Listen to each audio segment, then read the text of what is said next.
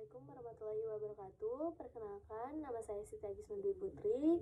Saya dari kelas 1B Rehabilitasi Sosial dengan NRP 2402094. Di sini saya akan menjelaskan tentang rehabilitasi sosial. Baik, yang pertama ada pengertian.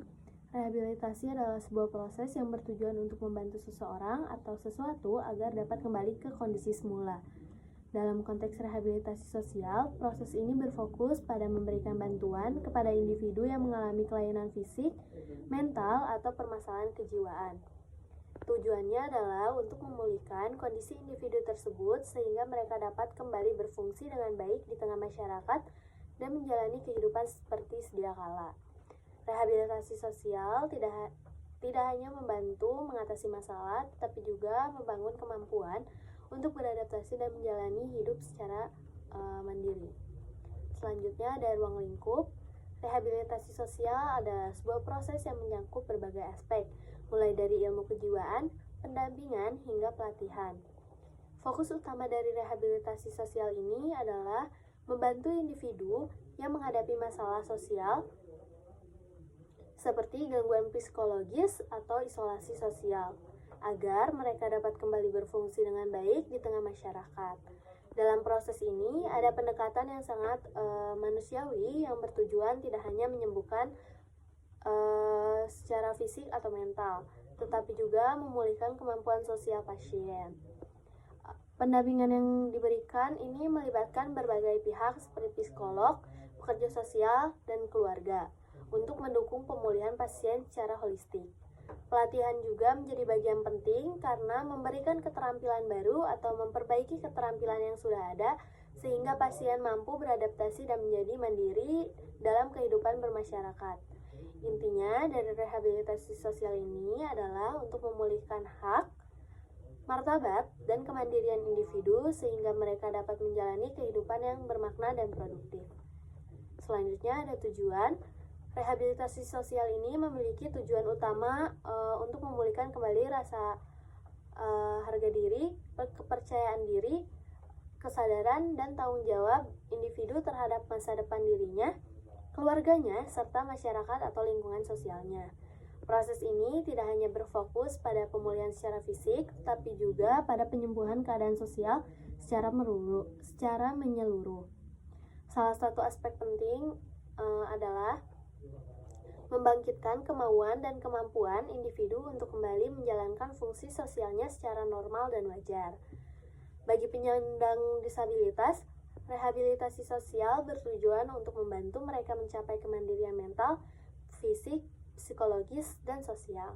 Hal ini dilakukan dengan menciptakan kesinambungan antara apa yang masih dapat mereka lakukan dan apa yang tidak dapat dilakukan, sehingga mereka dapat menjalani kehidupan yang lebih mandiri dan bermakna.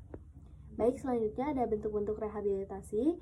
Rehabilitasi sosial dapat dilakukan melalui berbagai bentuk yang dirancang untuk membantu individu kembali menjalani kehidupan secara optimal di masyarakat.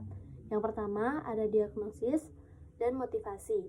Tahap ini bertujuan untuk memahami permasalahan individu secara mendalam, baik dari segi fisik, mental, maupun sosial. Selain itu, proses ini juga berfokus pada membangkitkan motivasi individu agar memiliki semangat untuk berubah dan memperbaiki kualitas hidupnya. Yang kedua, ada perawatan dan pengasuhan.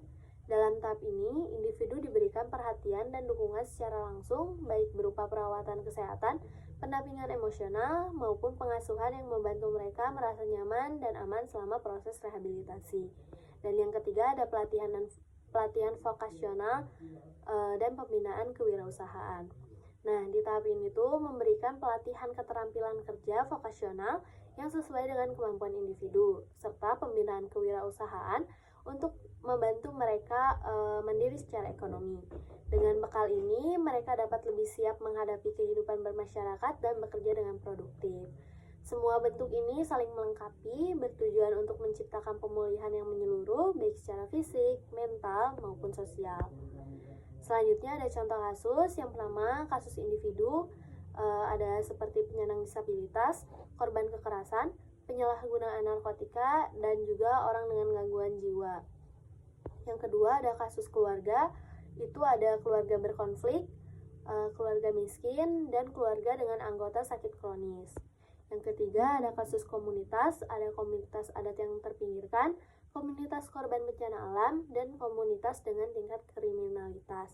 Dan yang keempat ada kasus lembaga seperti lembaga permasyarakatan, panti asuhan, dan rumah sakit jiwa. Selanjutnya, apa sih yang dilakukan seorang pekerja sosial rehabilitasi dalam kasus-kasus tersebut?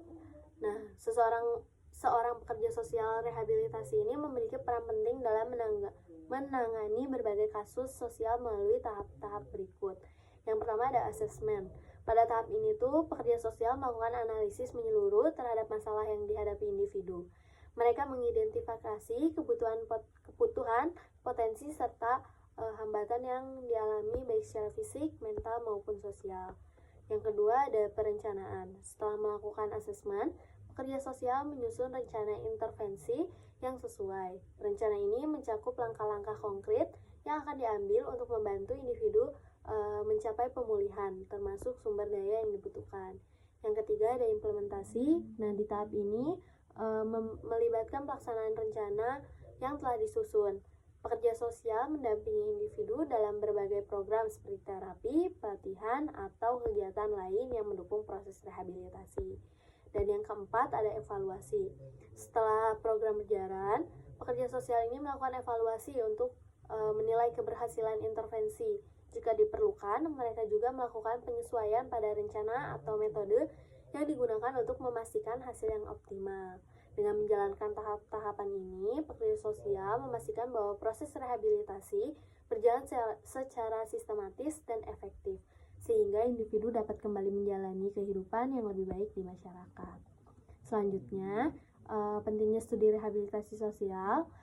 Studi rehabilitasi sosial ini memiliki peran yang sangat penting dalam membekali lulusannya dengan pengetahuan dan keterampilan untuk membantu individu, keluarga, dan komunitas mengatasi berbagai masalah sosial yang kompleks. Nah, dengan melalui program ini, lulusan juga mampu memahami cara menangani isu-isu sosial dengan pendekatan yang tepat, baik secara teoritis maupun praktis. Mereka dapat bekerja di berbagai bidang, contohnya seperti dinas sosial, rumah sakit, lembaga swadaya masyarakat atau LSM, dan juga atau bahkan membuka layanan praktik secara mandiri. Nah, pentingnya studi ini terletak pada kontribusinya dalam menciptakan tenaga profesional yang mampu mendukung pemulihan dan pemberdayaan masyarakat yang mengalami permasalahan sosial sehingga dapat kembali berfungsi secara optimal di kehidupan bermasyarakat. Mungkin cukup sekian pemaparan presentasi dari saya. Jika ada kurang lebihnya, mohon dimaafkan. Wassalamualaikum warahmatullahi wabarakatuh.